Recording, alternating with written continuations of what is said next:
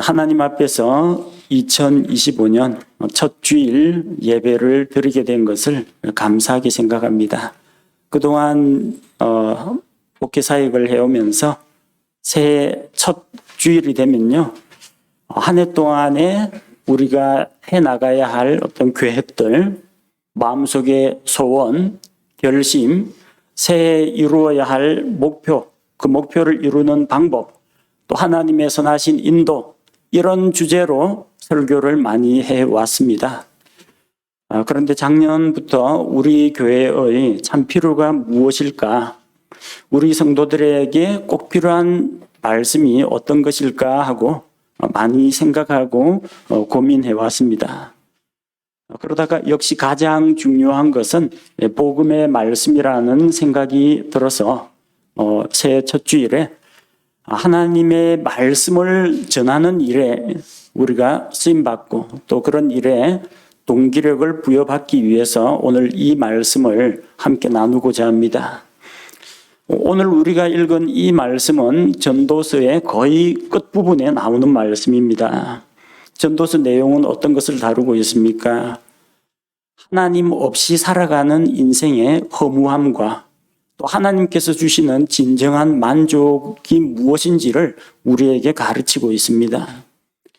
사람은 땅에서 열심히 수고하며 일하다가 죽어서 흙으로 돌아가는 그런 존재입니다.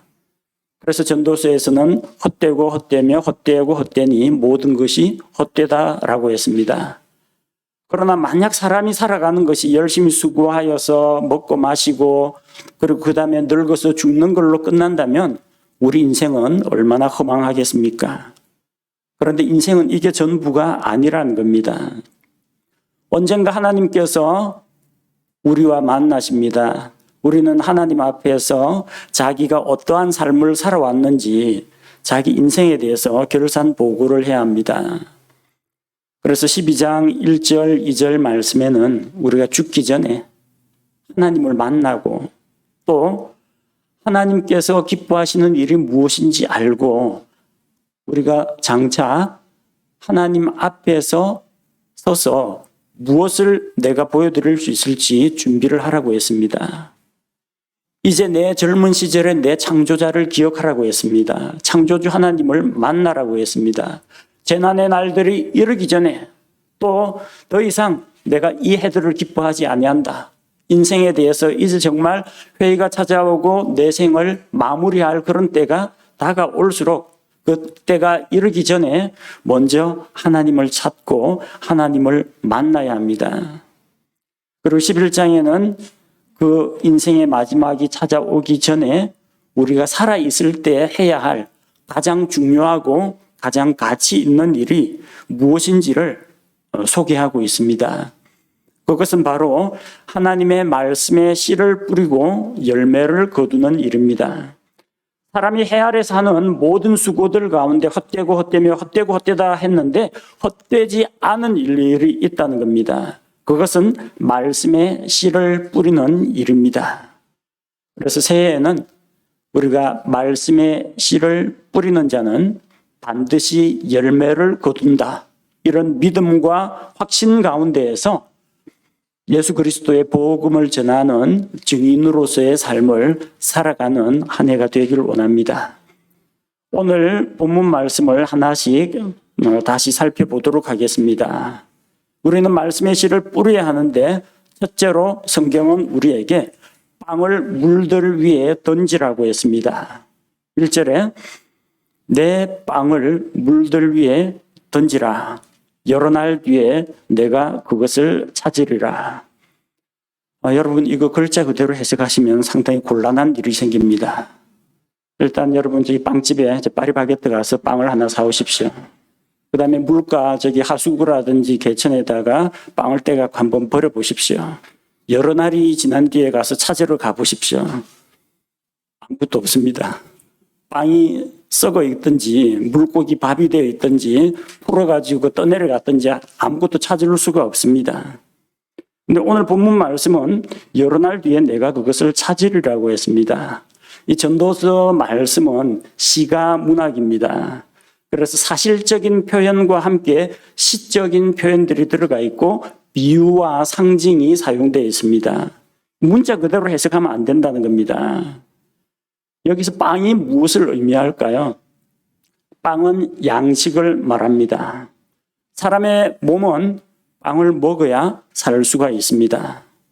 마찬가지로 사람이 영적으로 살아가려면 하나님의 말씀을 먹어야 합니다. 그 빵이 곧 하나님의 말씀이라는 겁니다. 신명기 8장 3절에서 하나님께서 이렇게 말씀하십니다. 그분께서 너를 낮추시며 줄이게 하시고 또 너도 알지 못하며 내 조상들도 알지 못하던 만나를 내게 먹이신 것은 사람이 빵으로만 살지 아니하고 주의 입에서 나오는 모든 말씀으로 사는 줄을 내가 알게 하려 하심이니라. 빵과 말씀이 이렇게 대조를 이루고 있습니다. 육신의 양식이 빵이라면 우리 영의 양식은 하나님의 말씀이라는 겁니다. 그러니까 빵을 던지는 것이 무엇을 의미합니까? 하나님의 말씀을 던지는 것을 이야기합니다. 물들 위에 던지라고 했는데 어디 물들 위에 어떻게 던질까요?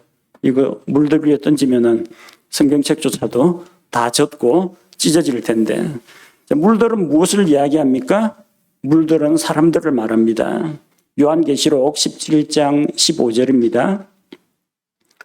요한계시록 17장 15절 또 그가 내게 이르되 내가 본 물들 곧 음녀가 앉아있는 물들은 백성들과 무리들과 민족들과 언어들이니라. 성경 말씀이 이렇게 명확해졌습니다. 물리적인 이제 빵집에서 파는 빵을 사가지고 물가에 가서 던지는 그것이 아니라 생명의 양식인 하나님의 말씀을 사람들 가운데 뿌리고 나눠주는 것을 이야기합니다. 빵을 물에 던지면 빵은 썩고 물은 오염됩니다.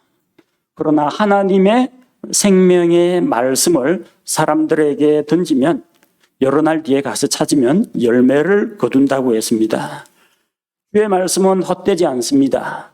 그 말씀은 당장에 사람들 마음속에 떨어져서 그 즉시로 싹이 나지는 않을지 몰라도 결코 헛되지 않아서 듣는 자의 마음속에서 역사하여서 사람을 변화시킵니다. 그 말씀을 들은 자는 또 다른 사람에게 말씀의 씨를 뿌리는 그 일을 하게 된다는 것입니다.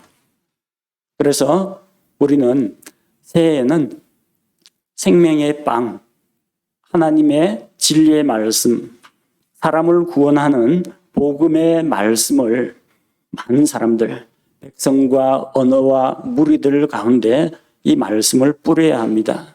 하나님께서 약속하셨습니다. 던지라. 여러 날 뒤에 내가 그것을 찾으리라.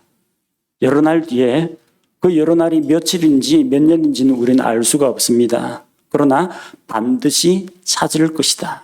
반드시 열매를 맺을 것이라고 하나님께서 우리에게 약속해 주셨습니다.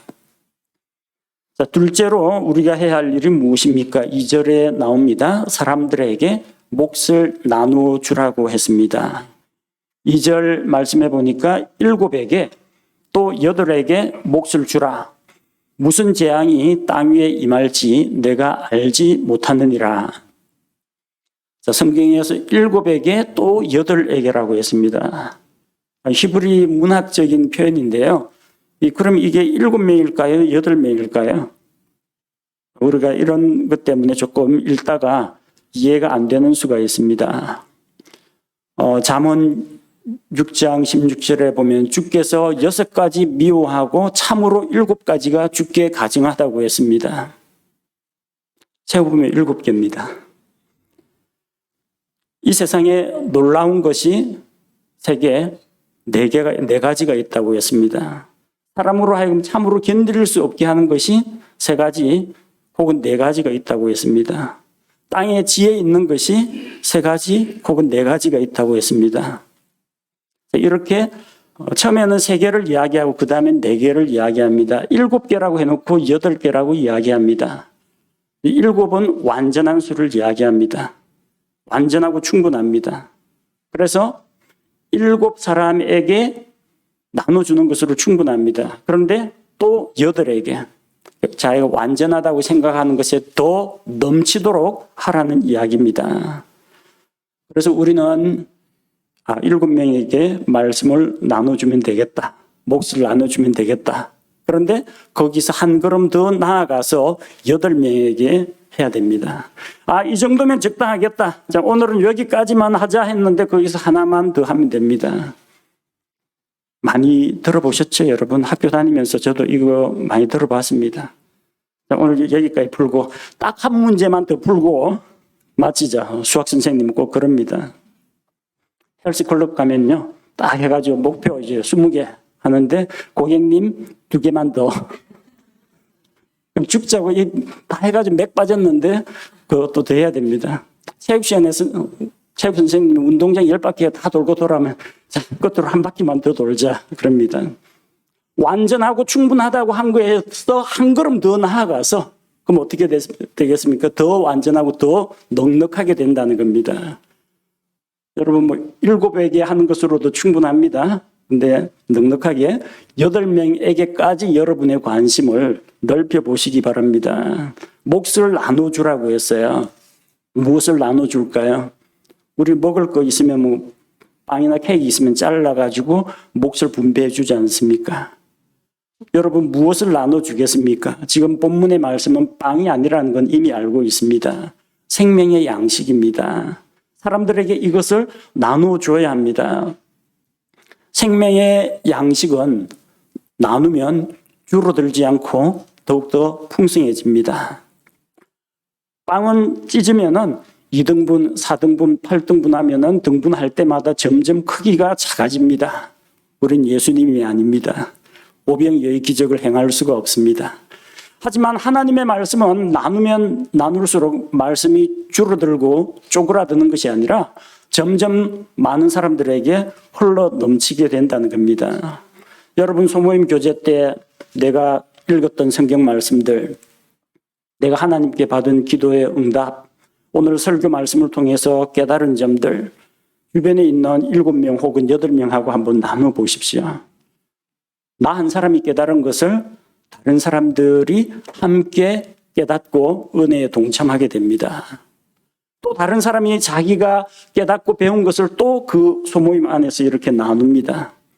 7명, 8명이 함께 은혜에 동참하고 하나님의 말씀이 더욱더 풍성하게 되는 것입니다. 우리는 이런 하나님의 말씀의 은혜를 누리고 있지만 이 세상에는 생명의 양식이 되는 하나님의 말씀을 먹지 못하여 굶주린 자들이 너무나 많습니다. 그리고 마지막 때가 가까우면 가까울수록 이런 현상은 더 심해질 것입니다. 도처의 말씀을 외치는 사람들은 있습니다.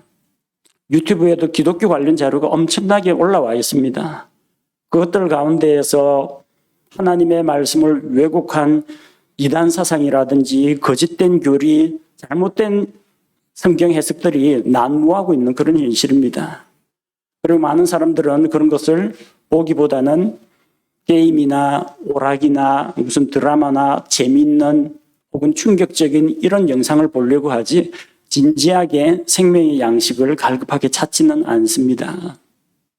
아모스 8장 11절 말씀을 보면 마지막 때에 나타날 현상에 대해서 이렇게 설명하고 있습니다. 주 하나님이 말하노라 보라 날들이 이르리니 내가 그 땅에 기근을 보내리라. 그것은 빵으로 인한 기근도 아니요 물로 인한 갈증도 아니며 오직 주의 말씀들을 듣는 것에 대한 기갈이니라. 하나님의 말씀을 듣지 못하고 또 하나님의 말씀을 배우지 못해서 영적으로 굶주린 자들이 너무나 많다는 겁니다. 그래서 누군가는 양식을 나눠주는 일을 해야 합니다. 여러분이 바로 이 영적으로 굶주린 자들에게 복음의 진리의 말씀을 알지 못하는 자들에게 몫을 나눠주는 그 일을 해야 한다는 것입니다. 말씀을 나눠주는 일이 왜 그렇게 중요할까요? 그것은 본문에 나오는 말씀처럼 무슨 재앙이 땅 위에 임할지 우리가 알지 못하기 때문입니다. 우리는 오늘 하루 동안에 혹은 잠시 뒤에 무슨 일이 일어날지 알지를 못합니다. 그러니까 양식을 나눠주는 일을 우선적으로 하라는 이야기입니다. 오늘이 어쩌면 이 세상의 마지막 날이 될 수도 있습니다. 무슨 재앙이 땅에 임할지 알지 못한다고 했잖아요. 오늘이 만약 이 땅에 하나님의 진노의 재앙이 쏟아지는 날이라면 어떡하겠습니까? 복음을 듣지 못한 자, 예수 그리스도를 믿지 않는 자들, 수많은 사람들이 영원한 멸망의 형벌을 받게 될 것입니다. 오늘 하루 동안에 무슨 일이 일어날지 모릅니다. 이 땅에 하나님의 재앙이 임할 수도 있습니다. 또 복음을 전해야 될 내가 이 세상을 떠나게 될 수도 있습니다. 그 재앙이 나에게 닥칠지도 모른다는 이야기예요. 내가 복음을 전해야 되겠다고 전도의 대상자로 삼고 기도하는 사람이 있는데 그 사람이 오늘 세상을 떠나게 될지도 모릅니다. 만약 그가 복음을 듣지 못하고 구원받지 못하고 죽었다면 그의 앞에는 영원한 지옥 형벌이 기다리고 있을 겁니다. 그래서 이 일은 대단히 중요합니다. 대단히 시급한 일입니다. 대단히 가치 있는 일입니다. 땅에 무슨 재앙이 임할지 알지 못하기 때문에 우리 각 사람에게 또 듣는 자에게 무슨 재앙이 임할지 알지 못하기 때문에 부지런히 양식을 나눠주는, 하나님의 말씀을 나눠주는 일을 해야 합니다. 우리 인생의 종말이 찾아오기 전에 사랑하는 누군가가 하나님을 만나지도 못하고 죽기 전에 이 세상 종말이 오기 전에 말씀을 사람들에게 나눠주는 일을 해야 한다는 겁니다. 세 번째 우리가 생각해야 할 것은 우리는 주변 환경을 우리 뜻대로 다스릴 수가 없다는 겁니다. 3절 말씀에 보니까 구름들이 비로 가득하면 땅 위에 쏟아져 스스로를 비우며 나무가 남쪽으로나 북쪽으로나 쓰러지면 그 나무가 쓰러지는 곳에 거기에 그것이 있을 것이라고 했습니다. 이 기압이 낮으면 저기압이죠. 오늘도 날이 좀 흐린데 대기압이 낮으면 공기 중에 수증기가 공기 중에 수분이 수증기로 변해서 구름이 되어 올라갑니다. 구름은 작은 물방울들이 모인 것입니다. 그게 무거워지면 땅에 물방울을 쏟아내는데 그것이 비가 되어서 떨어집니다.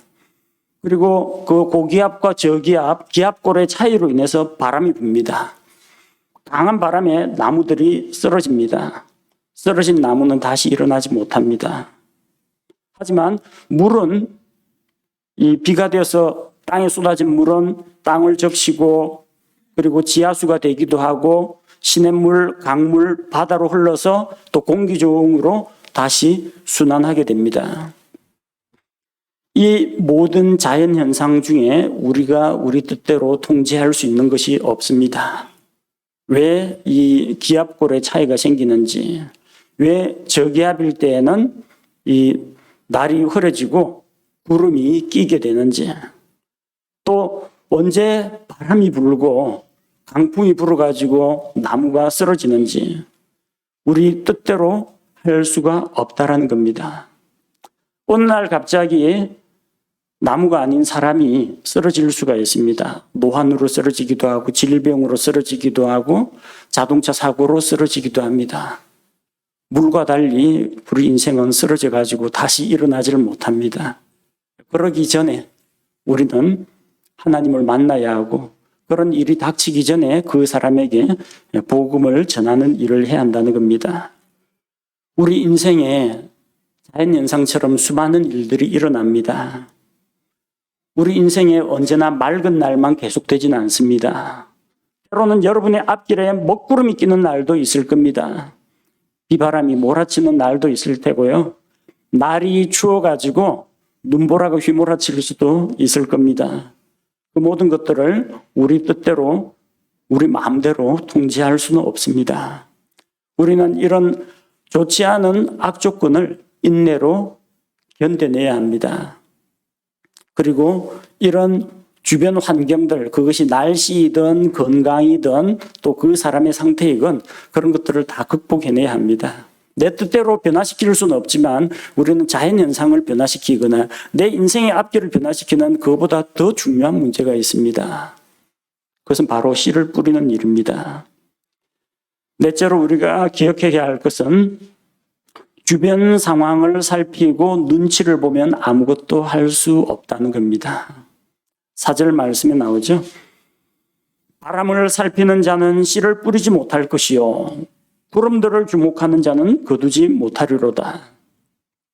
바람을 살피면 씨를 못 뿌립니다. 팔레스타인에서 농부들이 이 씨를 뿌릴 때 어떻게 하냐면요. 씨앗이 좀 많을 때는 당나귀 그 안장에다가 곡식 가죽 부대를 양쪽으로 왼쪽 오른쪽으로 늘어뜨려 매고 그 자루에다 작은 구멍을 뚫습니다. 그래서 나귀를 몰면서 쫙 앞으로 걸어가면요. 나귀가 터벅터벅 걷는 그 진동에 의해서 곡식 자루 속에서 씨앗이 줄줄줄 두 줄로 뿌려집니다. 또 다른 방법은 이 소쿠리에 씨앗을 담고 한 점 공중으로 뿌립니다.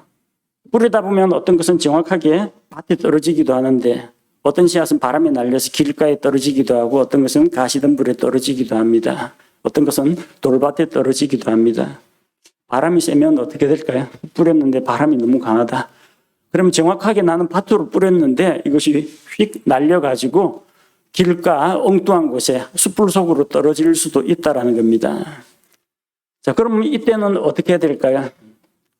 내가 자연을 변화시킬 수는 없으니까 가만히 씨앗 소쿠리를 두들겨 안고 바람이 그치기를 잠잠히 기다려야만 될까요? 그럼 씨 못 뿌립니다.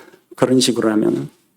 우리는 항상 정확한 타임, 제일 좋은 환경, 이걸 노리고 있지만 그런 기회가 우리에게 좀처럼 잘 오지는 않는다는 겁니다. 참 내가 뿌리는 씨앗마다 바람이 자꾸 순하게 인도해가지고 다 옥토밭이 정확하게 씨앗이 내려앉으면 얼마나 좋겠습니까? 그게 안 된다는 거예요. 그래서 바람의 눈치를 보는 자는 씨를 안 뿌리려고 합니다. 구름들이 비로 가득 차면은 구름을 주목하는 자는 거두지 못한다고 했죠. 근데 앞 구절의 말씀에 구름들이 비로 가득하면 그게 땅에 비가 돼서 쏟아진다고 했습니다. 농부가 이 구름을 살펴보면은 아무래도 비가 올 것 같은데 생각하고 주저하다가는 수확물을 거두지 못하게 됩니다.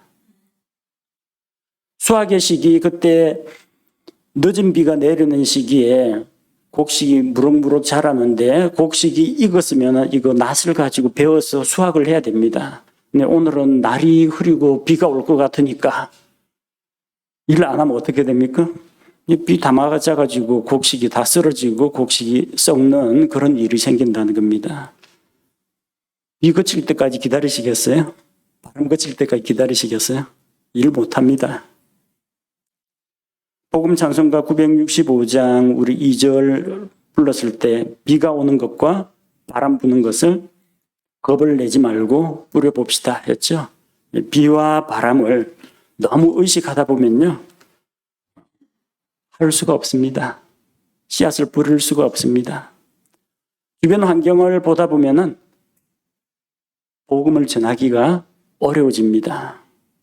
우리가 복음을 전할 수 있는 어떤 최상의 환경은 우리에게 좀처럼 다가오지 않기 때문입니다. 제가 이전에 대학 다닐 때 한창 복음에 대해서 열정이 있어가지고 전철 안에서 복음을 전해야 되겠다.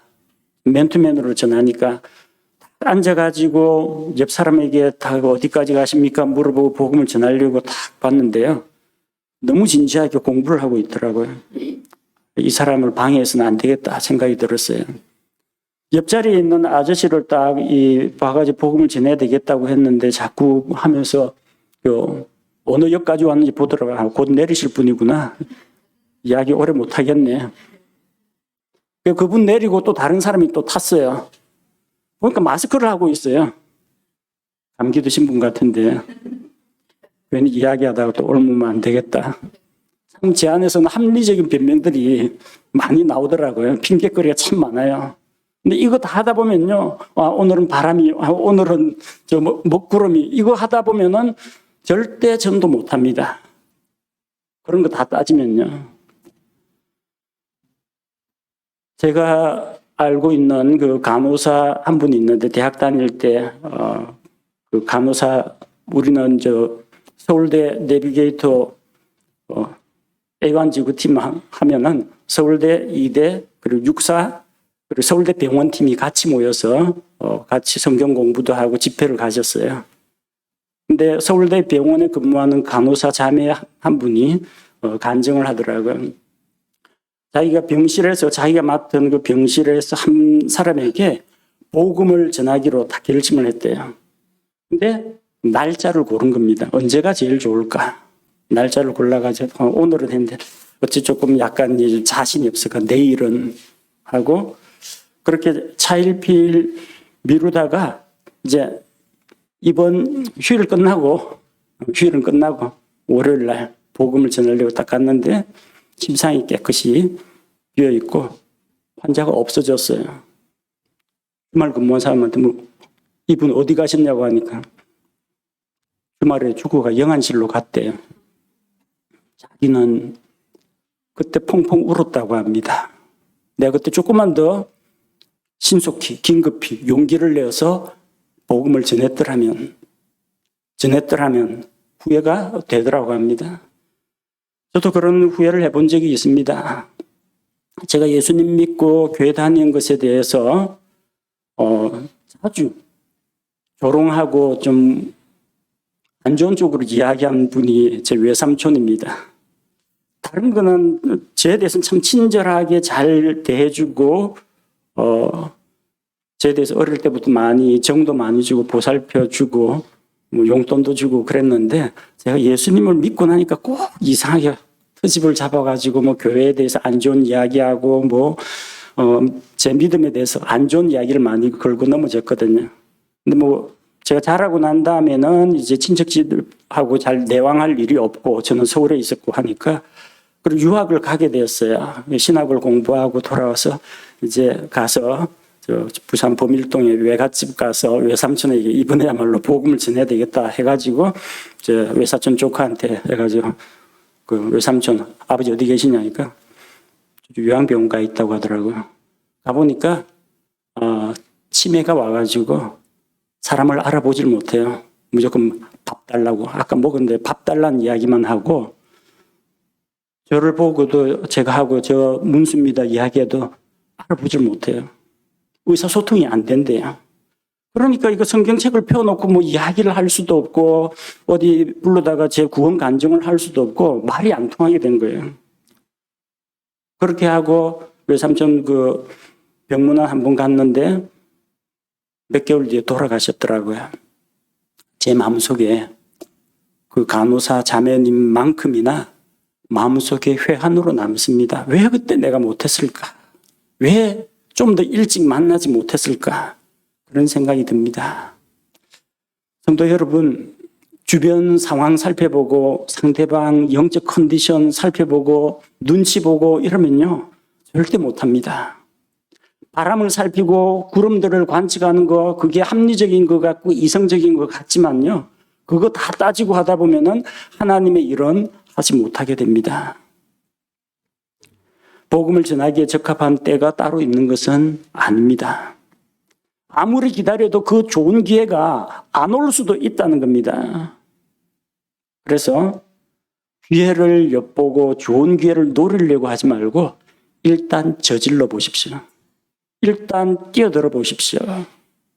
농부가 바람 때문에 씨 못 뿌리고 구름 좀 끼었다고 해서 낯들고 수확하러 가야 되는데 일 안 하고 있으면요 한 해 농사 망칩니다. 올 한 해 동안 여러분 복음 전하려고 하다가 미적미적하고 눈치 보다가 나중에 후회하는 성도들 아무도 없기를 바랍니다. 다섯 번째로 우리는 하나님께서 하시는 일을 알 수가 없습니다. 5절 말씀 보십시오. 영의 길이 무엇인지 또 아이 뵌 여자의 태 속에서 뼈들이 어떻게 자라는지 내가 알지 못하는 것 같이 모든 것을 만드시는 하나님의 일들도 내가 알지 못하느니라. 우리는 과학과 이 기술 지식이 아무리 발전해도 알지 못하는 것들이 많습니다. 영이 어떻게 하나님으로부터 와서 어떻게 이 사람 속에 영이 들어오는지 신학을 공부한 지금도 저는 잘 모르겠습니다. 영이 그럼 언제부터 그 사람에게 들어가는지 수정을 한 상태에서 이게 영이 들어오는 건지 자궁에 제대로 착상해가지고 몇 개월 지나야 되는 건지 세상에 출생을 할 때 이 영이 주어지는 건지 알질 못해요. 수정을 한 당시부터 영이 들어온다면 나중에 쌍둥이 되면 그럼 영이 쪼개지는 건지 그 어찌 되는 건지 알 수가 없어요. 신학교에서 교수님하고 이야기해봤는데도 이것도 몰라요. 뭐 여러 가지 학설만 이제 난무할 뿐이지 모릅니다. 사람 속에 있는 영이 적어도 내 몸은 내가 어떻게 움직이는지 보고 다 알겠어요. 내 안에 있는 마음속에 일어나는 생각들은 내가 스스로 이성을 가지고 판단하고 결정하고 사고작용을 하기 때문에 알겠어요. 근데 내 안에 있는 영은 내가 내 이성을 가지고 영을 이해할 수가 없어요. 어떤 식으로 지금 내 영이 무엇을 하고 어떤 활동을 하고 있는지. 물론 이제 혼이 하고자 하는 의지에 맞춰가지고 기도도 하고 내 영이 기뻐하기도 하고 내 영이 찬양하기도 한다는 건 아는데 감각적으로 영이 하는 걸 우리가 느낄 수는 없습니다. 엄마의 태 속에서 수정을 하니 자라가지고 어떻게 사람의 몸으로 자라는지 우리는 알 수가 없습니다. 우리가 뿌린 그 씨앗이 어떻게 자라는지 우리가 전한 말씀이 그 사람의 마음속에 떨어져서 그 사람 안에서 어떠한 변화를 일으키는지 말씀이 떨어졌는데 저 사람이 언제쯤 예수님을 믿게 될지 우리는 아는 게 하나도 없다는 겁니다. 그런데 하나님께서는 일을 하고 계시다는 건 확실합니다. 마가복음 4장 26절과 27절을 보겠습니다.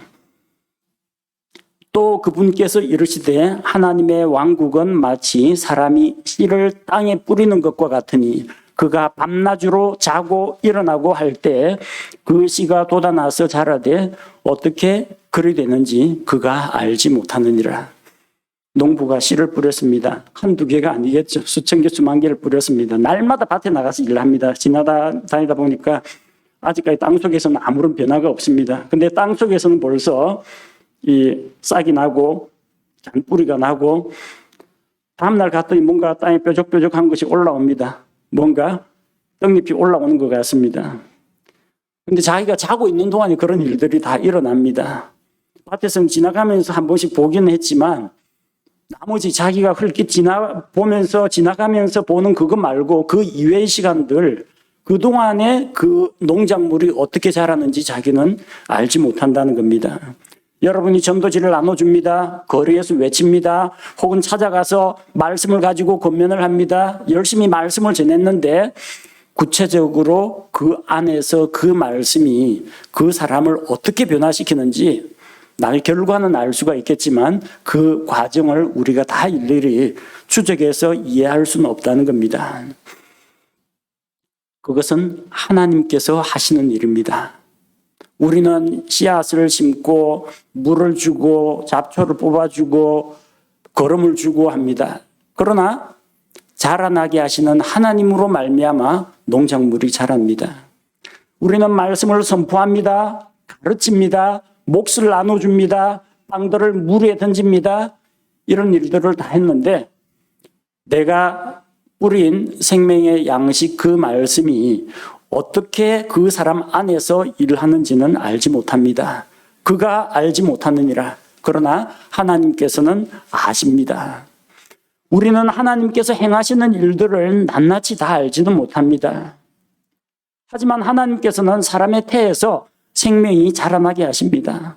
땅에서 씨앗이 자라듯 우리가 사람들에게 전한 말씀이 싹이 뜨고 가지와 잎을 내고 꽃을 피우고 마침내 열매를 맺게 하신다는 겁니다. 울며시를 뿌리는 자는 기쁨으로 단을 거둔다. 그 씨가 어떻게 자라고 성장하는지는 모릅니다. 확실한 것은 뿌리면 거둔다라는 하나님의 자연의 법칙은 우리가 알고 있고 또 그렇게 믿고 있다는 것입니다. 하나님께서 하시는 일은 신비에 쌓여 있는 것들이 많습니다. 다 이해하려고 하지 마십시오. 그냥 하나님을 신뢰하고 믿으면 되는 겁니다. 그래서 최종적인 결론은 6째. 그래서 우리는 무엇을 해야 하느냐? 각자가 할 일을 부지런히 해야 합니다. 내 주변의 환경이 어떻게 달라지는지 내 뜻대로 못합니다.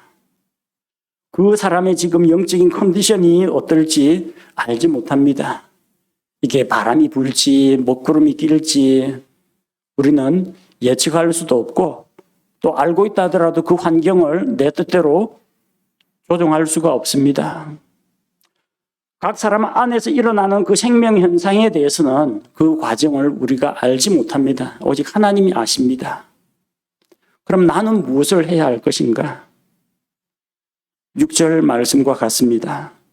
몰라도 괜찮습니다. 6절에 아침에 내 씨를 뿌리고 저녁에 내 손을 금하지 말라. 이것이 잘 될지 저것이 잘 될지 혹은 그것들 둘 다 똑같이 좋을지 내가 알지 못하느니라. 농부가 아침에 씨를 뿌렸다고 일이 다 끝난 것이 아닙니다. 씨를 뿌린 다음에는 흙을 뿌려서 씨앗을 가려주고 덮어줘야 됩니다. 그리고 씨앗이 메마르지 않도록 그 위에 물을 주어야 합니다. 밭 주변에 잡초 뽑아줘야 됩니다. 울타리도 보수해야 합니다. 아침에도 일하고 저녁에도 일을 해야 합니다. 밭을 가꿔 보신 분이나 농사 일을 해보신 분 아니면 집에서 조그마한 화분이라도 키워보신 분들은 아마 이게 무슨 말인지 이해를 하실 겁니다. 그냥 씨에 뿌려놓고 할 일 다 했다 이게 끝나는 게 아닙니다. 지속적으로 관찰하고 수고하고 일해야 한다는 겁니다. 내가 심은 것 중에 밀이 잘 될지 보리가 잘 될지 콩이 잘 될지 누가 알겠습니까? 그 모두에 관심을 두어야 합니다. 내가 이 사람 만나서 복음을 전하고 저 사람 만나서 복음을 전하고 또 다른 사람에게는 그냥 전도지를 나눠주고 그가 스쳐 지나갔는데 이게 잘 될지 저게 잘 될지 그건 우리는 알 수는 없어요. 다 잘 될 수도 있고요. 그러나 우리는 과정은 몰라도 그 모든 과정을 주관하시는 하나님을 신뢰함으로 말미암아 하나님의 능력을 믿고 그저 일할 따름이라는 겁니다. 제가 이 설교를 하는데 어떤 분은 집중해서 듣고 어떤 사람은 졸려 죽겠고 어떤 사람은 마음이 콩밭에 가 있고 어떤 분은 이 말씀에 찔림을 받고 어떤 분은 또 제 말씀에 꽂히신 분이 있을 겁니다. 전 다 몰라요. 하나님께서 일하십니다. 그 사람 안에서 말씀을 듣고 지금 각각의 어떤 변화가 일어나고 있을 겁니다. 제가 여러분의 마음을 어떤 통제하고 주관할 능력이 없습니다. 저는 뭘 해야 될까요? 여러분이 열심히 듣는 분도 있고 집중력이 좀 떨어지는 분도 있겠지만 저는 제 할 일을 하면 됩니다. 하나님께서 주신 말씀을 가지고 선포하고 가르치면 됩니다.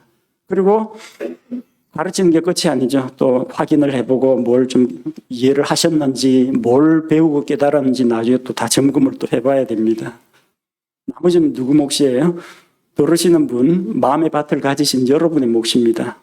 똑같은 말씀을 들었는데 이 말씀을 듣고 나는 하나님 앞에서 어떤 동기력과 어떤 결심과 어떤 헌신을 할 것인지는 여러분 각자의 몫입니다. 그리고 그 말씀을 사용해서 여러분 안에 변화를 일으켜 주시는 분은 하나님이시라는 겁니다. 일꾼은 그냥 복잡한 생각하면 안 됩니다. 그냥 나가서 그냥 물 줘 하면 그냥 물 주고 걸음 매라고 하면 걸음 매고 나중에 낫 들고 나가서 수확하라고 하면 수확하면 됩니다. 이 밭의 주인은 하나님이시고요. 그리고 저는 일꾼으로서 일합니다. 여러분도 마찬가지로 복음을 전하는 말씀을 나눠주는 그런 일꾼으로서 하나님께서 시키시는 일만 하면 됩니다. 우리는 그 일하는 자는 반드시 기쁨으로 단을 거두리라. 그 말씀을 믿습니다. 우리가 수고한 것에 대해서는 반드시 열매와 또 주님의 칭찬과 보상이 있다라는 사실을 믿습니다. 올해에도 변함없이 해는 떠오를 테고 변함없이 태풍은 찾아올 테고 변함없이 뜨거운 불볕더위는 있을 것입니다. 장마가 지고 홍수가 나는 일도 있을 겁니다. 우리는 자연 환경을 제어할 수가 없습니다. 사람들의 마음도 우리 뜻대로 다스릴 수는 없습니다. 그래서 우리는 사람 눈치 보지 말고 환경에 눈치 보지 말고 주변 상황에 매여가지고 할 일을 못하는 그런 일이 있어서는 안 됩니다. 부지런히 하나님의 말씀을 뿌려야 합니다. 우리가 가지고 있는 생명의 양식을 사람들에게 뿌리고 7에게 혹 8에게 몫을 나눠줘야 합니다. 이것이 잘 될지, 이 방법이 좋을지, 이게 과연 성과가 있을지 그거 신경 쓸 필요 없습니다. 자라나게 하시는 이는 하나님이십니다. 때가 되면 거두게 하시는 분도 하나님이십니다. 바로 그 하나님을 우리가 믿고 새해에도 말씀의 씨앗을 뿌리는 자는 반드시 열매를 거둔다. 이런 확신 가운데 올 한 해도 그리스도의 증인으로, 복음의 증인으로 살아갑시다. 함께 기도하겠습니다. 새해 첫 주일 하나님께서 우리에게 주신 말씀을 함께 나누었습니다. 이 세상에서 가장 소중한 일이 잃어버린 혼들을 구원하는 바로 복음 전도의 일이라는 것을, 또 그것이 정말로 가치 있고 중요하고 시급한 일이라는 것을 우리 모두가 깨닫게 하여 주옵소서. 사람들에게 생명의 양식을 뿌리게 하시고 또 7에게나 혹 8에게나 그 몫을 나눠주는 일꾼으로 수고하게 하옵소서. 이 세상에서 일어나는 수많은 자연현상과 또 정치, 사회, 경제적인 현상, 우리 뜻대로 제어할 수 있는 게 아무것도 없습니다. 사람의 마음도 우리가 마음대로 다스릴 수는 없습니다. 그럼에도 불구하고 하나님께서 맡기시는 일을 하고자 하오니 주변 환경의 눈치를 보거나 사람의 눈치를 보거나 좀 더 좋은 때가 오기를 기다리겠다고 일을 미루는 일이 없게 하시고 모든 것을 알고 주관하시는 하나님을 신뢰함으로 말미암아 아침에도 일을 하고 저녁에도 일을 하고 부지런히 주님을 위하여 일하는 자가 되게 하여 주옵소서. 눈물을 흘리며 씨를 뿌리는 자는 나중에 기쁨으로 거둘 것을 약속하셨습니다. 씨앗의 성장 과정에 대해서는 우리가 안 바가 없습니다. 그러나 열매를 주신다는 하나님의 약속의 말씀은 믿습니다. 이 믿음과 확신 가운데에서 올 한 해도 복음의 씨앗을 뿌리고 영적인 열매를 수확하는 그리스도인이 되게 하여 주옵소서. 그리고 그 일로 인해서 주님 앞에 칭찬과 보상을 받게 하옵소서. 예수님의 이름으로 기도합니다. 아멘.